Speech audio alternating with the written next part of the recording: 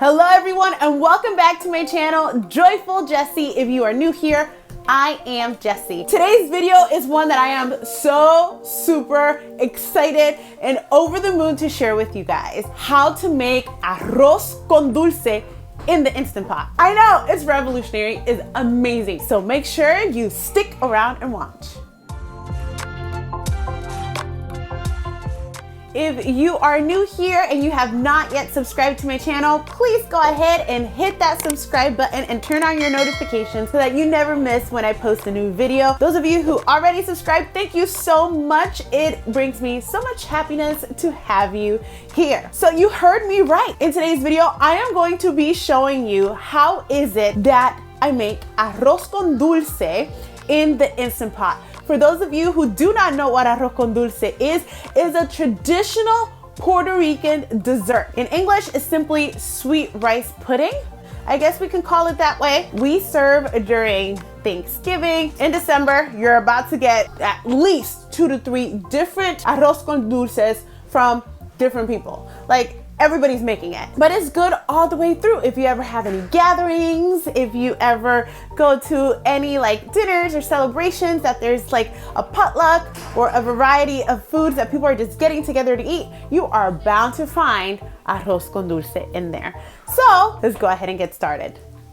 Here are the ingredients that we are going to be using to make our Instant Pot arroz con dulce. And you can adjust these things to your liking. We are first going to need 1 cup of short grain rice, half a cup of coconut flakes. I have about a 1/3 cup of brown sugar here. You can adjust that to how sweet you want your arroz con dulce to be. I have some ground cinnamon just for garnishing on the top. I have some cloves. These came out straight from Puerto Rico. I'm gonna be using 5 of these little guys, and about 2 cinnamon sticks, 1 box of raisins, 1 can of cream of coconut, 1 can of coconut milk, about 1/4 teaspoon of the salt, and I'm gonna say about this much of the ginger root. Kind of looks like chicken foot, doesn't it? Anyways, which is going to equivalent about 1 teaspoon of the fresh ginger root, and 2 cups of water. And of course, you are going to need the Instant Pot. Let's go ahead and get this yumminess started. So the very first thing we are going to do is going to be quite simple. Is going to be this little tea that you make before you actually start with the rice and everything. And for that, we're just going to need our ginger root, our cloves, and our sticks of cinnamon. We're gonna take 2 sticks of cinnamon. They smell so good. Yum. 1, 2. And we're going to take about 5 whole cloves. They smell so good. 1, 2, 3, 4, 5. If you want to add more and make it more spicy, hey, it's your arroz con dulce. And then I'm gonna be using about, here, let me show you guys.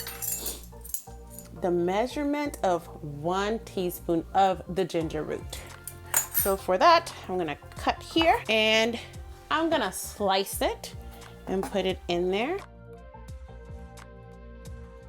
And I'm not gonna make the slices too small because I'm gonna be getting all this out of there once our little tea is done brewing. So I have my little slices.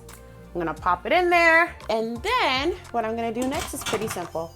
I'm gonna go ahead and close my lid, make sure it's sealed, and I'm going to pressure cook this on high for about, I'm gonna say maybe 2 minutes. You can put 3 minutes just to extract more flavor from it. And pretty much what we're doing here is we are accelerating that tea making process that you typically do on the stove for like 10 to 15 minutes. We're just gonna do it here very quick. All right, my friends, so our 3 minutes are up. All we are simply going to do is let the pressure out. Just let me move this away from myself. There we go. And this particular part doesn't take very long to depressurize, so it'll depressurize relatively quickly. Then we are simply going to open this up and we're going to continue to our next step. Now that our tea is done, is very aromatic. So what we're going to do is we're going to fish out with a coriander or all the spices out of there. Some people like to leave the cinnamon in there and the cloves and the ginger. I've had arroz con dulce that people also leave the cloves in there. And though, you know, I don't mind the spiciness of it, you could just take it out. All right, now that all the little spices are removed, we're going to add the rest of our ingredients in. And for that, I'm going to go ahead and start with my coconut milk. I'm gonna shake it because sometimes it's hardened on the top. So I'm gonna shake it. There we go, beautiful. I'm gonna place it in there. And then I'm going to take my cream of coconut.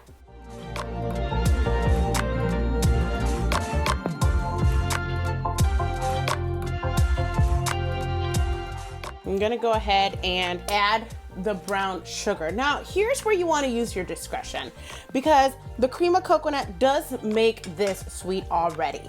In itself, the cream of coconut is sweet. So you can add in little by little until you feel like you've reached that flavor that you actually like. In my case, I'm just using the 1/3 cup.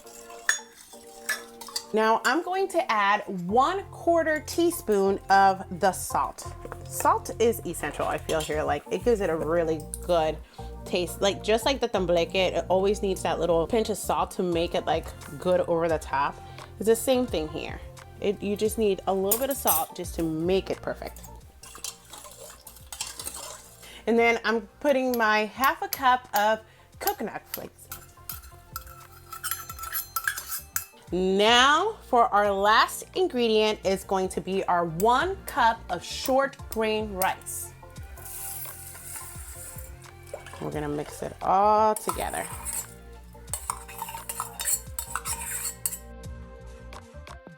I love the raisins and my kids love the raisin. If you don't like the raisins, you do not have to put them in there. You can leave them out. If you want to swap them for craisins, like the cranberry ones, I haven't tried that, but you know, thinking about it now, that does sound pretty appetizing too. Experiment and try different types of dried fruit. You can do that too, but traditionally we use the raisins. So I'm gonna add my 1 box of raisins.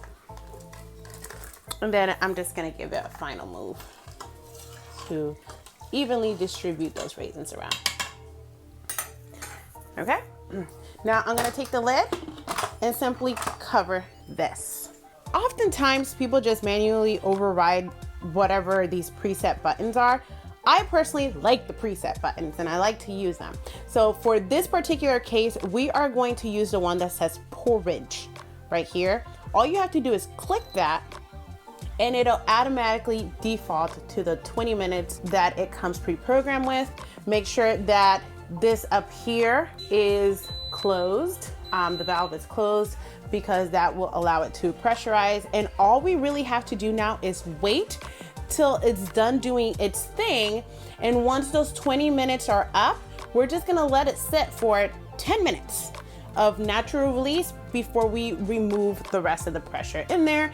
And we should have this yummy, delicious arroz con dulce. So let's wait and see. All right, guys, we've made it to the 10-minute mark of natural release. We're gonna go ahead and release whatever is the rest of the pressure that has been left in there, which is not very much. All right, our arroz con dulce is done releasing any extra pressure. And then when we look in here, you're gonna see, it's gonna look a little tad soupy, but it's good. Once we mix it in, you're gonna see it's gonna change. Has a very good consistency. And then we are just going to place it in whatever is the bowl that we are going to be cooling this off in. So I'm gonna be putting some in this little container and then the rest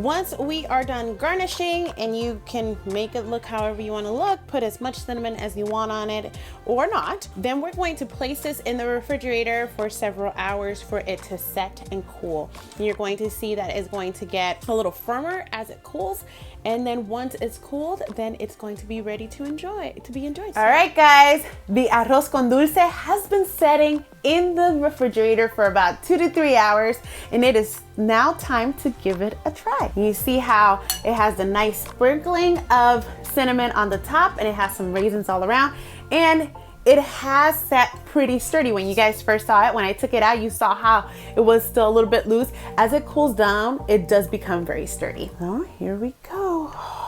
Look at this texture. You can see the rice in it. You can see it's nice and thick. There's some coconut around.